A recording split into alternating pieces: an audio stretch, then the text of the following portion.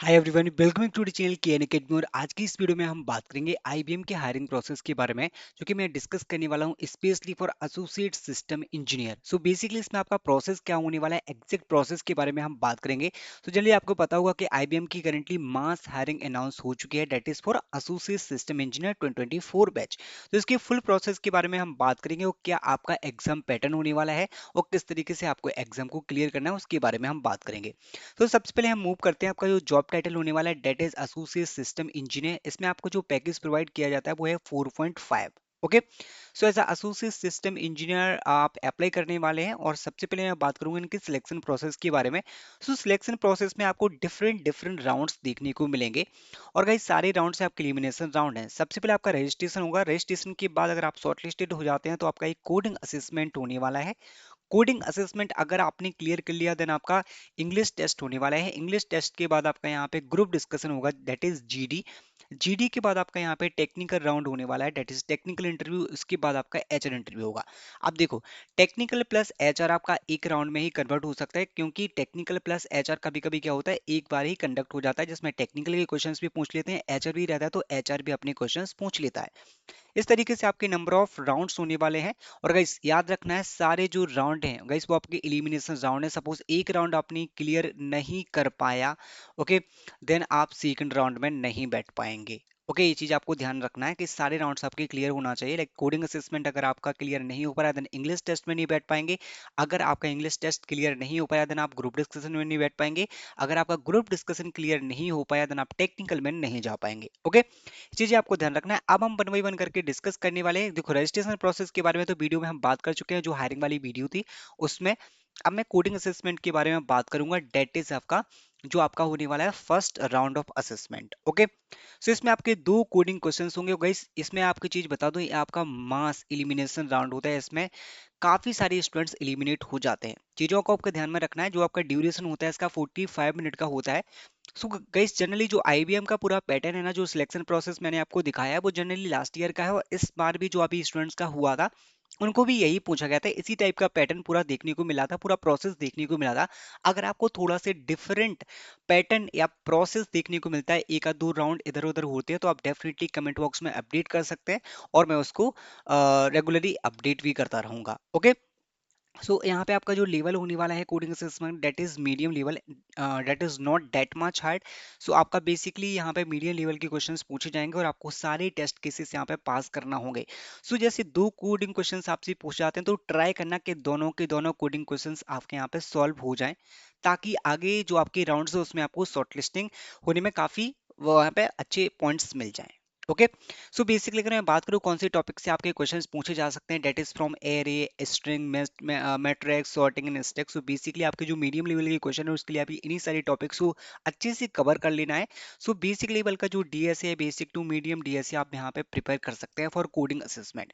But आपको try करना है कि मैक्सिमम आपके यहाँ पे कोडिंग क्वेश्चन सॉल्व हो जाए दो में से दो कोडिंग क्वेश्चन अगर आपके सॉल्व हो जाएंगे तो आपके लिए बहुत अच्छा बेनिफिट है।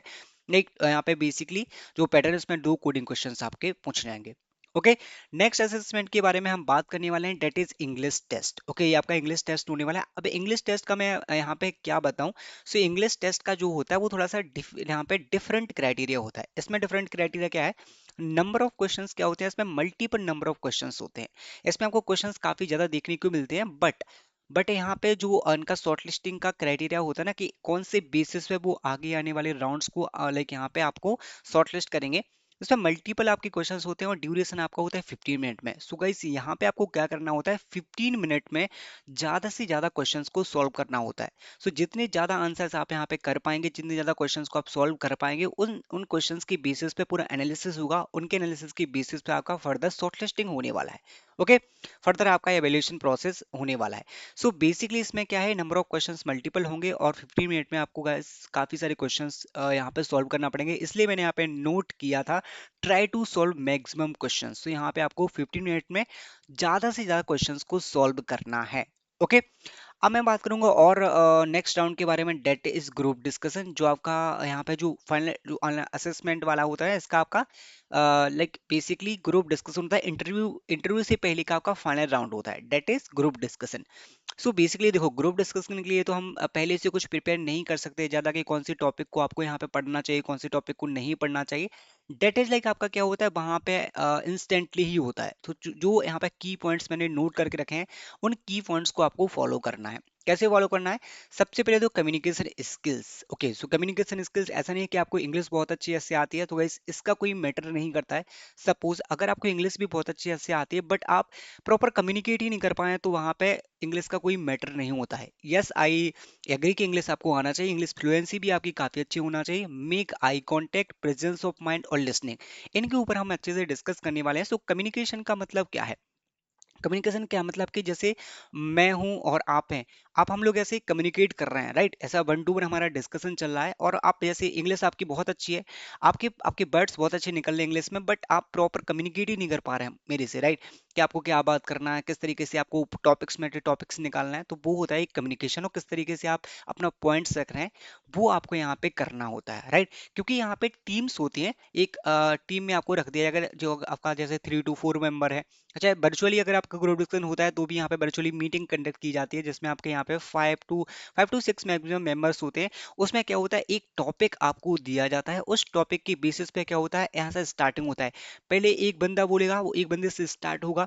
उसके बाद यहाँ पे मैंने क्या किया, अगर आपका यहाँ पे लाइक कैमरा वगैरह ऑन है तो आप बेसिकली आई कांटेक्ट करना है, ऐसे ऊपर नीचे मत देखना, ऐसे आई कांटेक्ट बिल्कुल कैमरा पे। जो भी लाइक स्टूडेंट्स यहाँ पे, जैसे सपोज फर्स्ट पर्सन यहाँ पे कुछ बोल रहा है तो उस फर्स्ट पर्सन की बात को आपको यहाँ पे बहुत अच्छे से सुनना है। जैसे कि यहाँ पे मैंने मेंशन किया है लिसनिंग। तो जो भी वो बंदा बोलता है ना वो आपको अच्छे से सुनना है। क्योंकि जैसे एक बंदा बोलेगा उसके बाद दूसरा बंदा वो टॉपिक को बिल्कुल कंटिन्यू करेगा, उसने कहाँ पे छोड़ा है वो टॉपिक को, लाइक उसके बाद वो कंटिन्यू करेगा एक प्रॉपर डिस्कशन टाइप का। जैसे हम किसी टॉपिक पे डिस्कस करते हैं, जैसे अभी हम आईबीएम को ले लेते हैं कि आईबीएम का हायरिंग प्रोसेस कैसा है, राइट? सो हम डिस्कस कर रहे हैं कि आईबीएम ने अभी हायर किया है 25 बैच को, क्या 25 बैच वालों के भी हायर करेगी, तो इस तरीके से वो डिस्कशन होगा। तो उसके बाद उस दूसरे बंदे का कोई पॉइंट होगा कि हम कर सकते हैं, 24 में अभी काफी कम हायरिंग निकली थी, 25 में अभी काफी अच्छी हायरिंग आना चाहिए। तो बेसिकली अगर आपका प्रेजेंस ऑफ माइंड नहीं रहेगा तो आपको पता ही नहीं होगा कि टॉपिक किस बारे में वो डिस्कस कर रहे थे और उनका जो लास्ट पॉइंट था उन्होंने कहाँ छोड़ा था, राइट? सो बेसिकली उसको आपको कंटिन्यू करना होता है। तो इन सब सारी चीजों का आपका ग्रुप डिस्कशन में बहुत इंपॉर्टेंट रोल होता है, तो आपको ये चीजें ध्यान में रखना होती हैं। ओके, और गाइस इस वीडियो में इतना ही, और आगे की जो वीडियोस होने वाली है वो स्पेशली इंटरव्यू से रिलेटेड होने वाली हैं। अगर आप इंटरव्यूज की वीडियो चाहिए तो आप डेफिनेटली कमेंट बॉक्स में कमेंट कर सकते हैं यस। और गाइस मैं टेक्निकल इंटरव्यू के लिए सेपरेट वीडियो क्रिएट करूंगा, एचआर के लिए सेपरेट वीडियो क्रिएट करूंगा, जिसमें आपका इंटरव्यू प्रिपरेशन का पूरा रिसोर्सेज वगैरह होगा। और इस वीडियो में हमने केवल पैटर्न के बारे में डिस्कस किया, सिलेक्शन प्रोसेस के बारे में डिस्कस किया है। I hope you like this video. Thank you guys, thanks for watching.